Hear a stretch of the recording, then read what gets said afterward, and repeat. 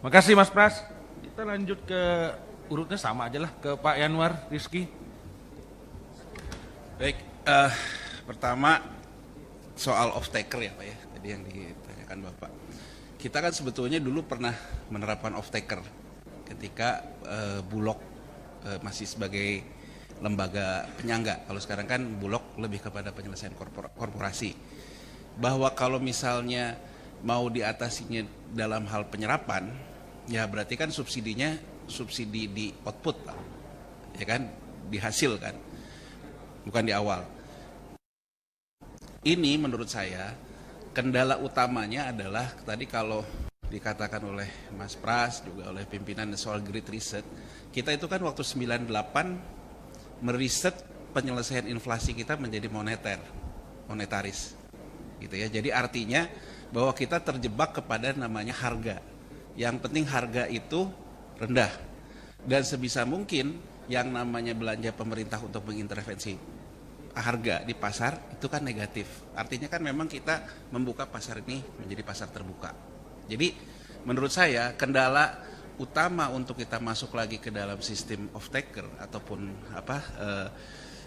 di output, kendala utamanya adalah paradigma sih. Secara paradigma, apakah kita memang sudah mau lagi untuk mengintervensi pasar yang sifatnya langsung gitu. Nah, jadi kalau menurut saya hal itu memang penyelesaiannya justru di sini Pak, di DPR dan pemerintah, karena itu kan soal politik ya Pak ya, bukan soal pertimbangan bisnisnya. Tapi kalau itu paling mungkin, menurut saya begini Pak, ada yang bilang juga ke saya bahwa kalau itu dilakukan korupsinya besar, tapi kan itu tidak dilakukan juga korupsi tetap ada gitu ya. Jadi kan selalu kan serangan terhadap konsep yang tadi dikatakan oleh Pak Martin, misalnya kalau negara kayak Vietnam, kayak Cina mah enak karena dia nggak demokratis. Saya nyela Bang Yanot. Lahan kita kan terus setiap tahun Ya. terus menyempit. Terus yang kedua, jumlah petani kita yang muda kan hampir habis ini, Ya. yang tersisanya ya. Karena tidak menarik itu loh. Yang menarik ya. Tidak menarik.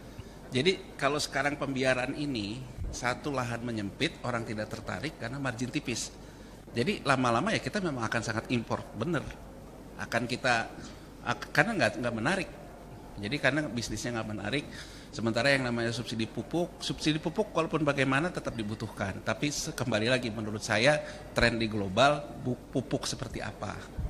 Kembali kan harus ada pemupukannya agar dia. Jadi menurut saya tepat sasaran itu bukan hanya persoalan bahwa pupuk itu sampai ke yang berhak di RDKK, tapi tetap tepat kepada si tanahnya juga, kondisi tanahnya. Apalagi sekarang kita dengan lahan menyempit, mau nggak mau efektivitas pupuk sebagai Viagra itu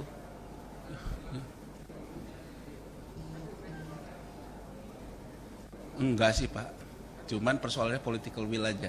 Tapi yang terjadi itu kan sekarang begini Pak, yang terjadi itu kan investasi pabrik urea kita ini belum break even point.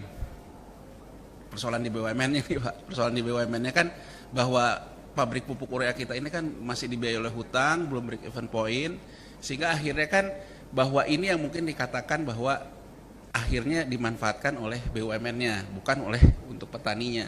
Tapi kan kalau menurut saya harus dibuat model kebijakan, sebenarnya gimana sih kita tetap, karena urea ditinggalkan sama sekali juga enggak Pak.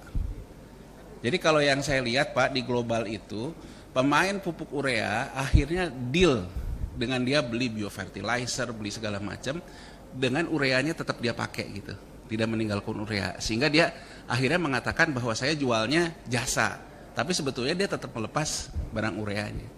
Cuman kan ini harus di challenge Pak. Mungkin ketika Bapak Ibu rapat kerja sama Menteri BUMN ya, harus di challenge bahwa dia memang harus ke arah perubahan peran itunya. Jadi kalau sekarang begini Pak, kalau pemahaman saya bahwa pendekatan itu masih pendekatan industri, sama kayak kita ngelihat Krakatau Steel, industri pupuk, ya, kelihatan itu industri. Jadi kebijakannya waktu itu kebijakan industri.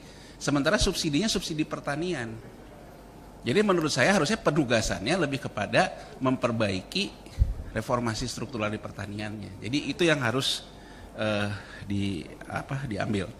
Nah kemudian recovery di sektor apa, dan kemudian soal pangan, setuju Pak. Jadi kalau menurut saya begini, kita ini butuh quick win, tadi juga udah dibahas ya, kita harus cash transfer ke yang namanya konsumsi. Nah kalau kita ngomong konsumsi yang 57%, menurut saya jangan sampai yang gurem ini frustasi. Kalau yang gurem ini frustasi Pak, kalau ngomongnya krisis mah resesi mah dia juga hari ini krisis dan resesi. Tapi kalau dia frustasi, ini nggak boleh, itu nggak boleh, duit yang tadinya pas-pasan juga nggak ada, kerja nggak punya, ini konflik sosial Pak. Jadi kalau menurut saya, kalau yang namanya krisis mah ya sorry to say ya, emang bangsa kita udah biasa hidup pas-pasan. Gali lubang tutup lubang udah biasa. Tapi kalau dia gali lubang mau nutup lubang lagi, buat nutup lubang yang nggak ada, bahaya. Jadi menurut saya terjadi perubahan profil masyarakat kita di krisis 98 dan saat ini. Kalau 98 kan konglomerasi yang punya masalah. Kalau sekarang yang punya masalah semua, dan yang harus diperhatikan tuh gini Pak, antara yang gurem dan di bawahnya. Yang di bawahnya itu kan dapat belanja dari si gurem Pak. Kalau si guremnya nggak bisa apa-apa dari sisi demand, yang di bawahnya nggak dapat apa-apa. Sementara yang dapat bansos yang di sini. Jadi kalau menurut saya cash transfer itu harus dipastikan di sini nih, di gurem ini. Nah caranya mau gimana? Mau pakai yang kata Mbak Eni tadi, mau caranya itu kalau bantuan tunai ya bantuan tunai. Kalau itu terkait pemulihan ekonomi ya create pekerjaan yang terkait dengan pekerjaan di sektor mereka. Jadi artinya tuh harus ada narasi juga dari pemerintahan ini, jangan siksak nggak karu-karuan gitu. Akhirnya nggak tepat sasaran gitu. Jadi maksud saya sih, menurut saya kita sisir aja kelompok yang memang di area gurem itu. Sisir entah itu mau pemulihan ekonomi, kasih pekerjaan yang terkait dengan yang bisa mereka lakukan, jangan yang nggak bisa mereka lakukan. Ya kan, tuh bersihin jalan apa, tukang gorengan kita suruh ngejahit ya belum tentu bisa kan Pak.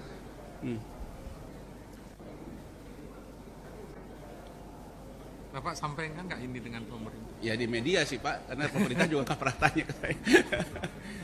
Nggak pernah tanya. Jadi kalau menurut saya pilihannya tuh di situ Pak. Pilihannya jangan sampai, kalau saya pikir Pak, kita mau negatif kalau tidak ada konflik sosial nggak ada depresi. Tapi kalau negatif, konflik sosial mau positif juga Pak. 98 kita positif. Tapi konflik sosial berat loh. Kosnya besar. Ya walaupun saya paham ya, kalau bagi politisi ya tentu itu peluang. Tapi kan kita belajar dari tahun 98, biaya pemulihannya sampai hari ini berat gitu. Jadi kalau menurut saya, kita sekarang fokus deh, nggak usah ngomongin minus berapa besok. Yang kita fokus jangan sampai si gurem frustasi.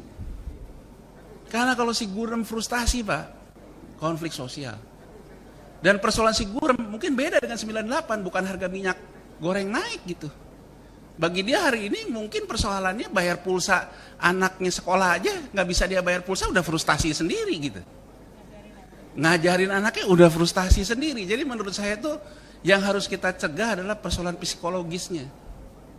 Karena kalau resesi negatif, tapi kalau kita masih happy Pak, menurut saya kita akan melaluinya dengan baik. Tapi kalau positif tapi nggak happy, bahaya juga.